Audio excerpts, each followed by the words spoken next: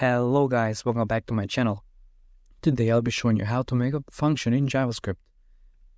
So first, we need to type the function keyword, because without it we're not going to be able to make a function. Then we put the function's name. I'll call my function my first function. After that you put empty brackets. Don't worry about them for now. And then a set of curly brackets. Okay, what do I want this function to do? For example, I want this function to console log hello. Let's make this thing console log hello. So now you're probably wondering, oh, how will I call the function? We'll call the function using its name. That's correct. Then we use these empty brackets here. This is how we're invoking the function. As you can see, it console logged hello. But now, there are things called parameters here.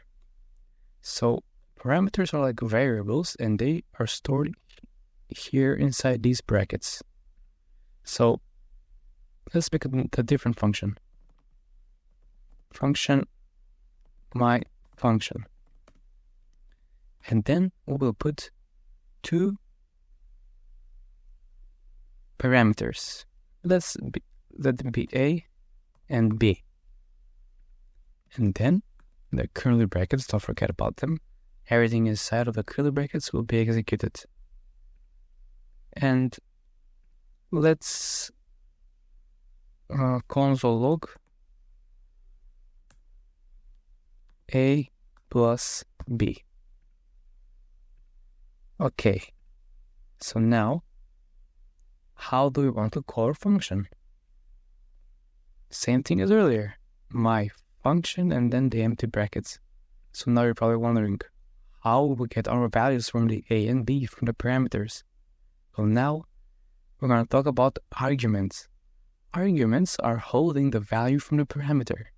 So here, if we have A and B, we have two parameters.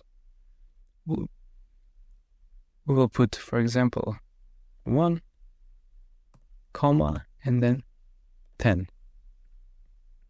If I console log, I will get 11. So arguments store the parameter's value.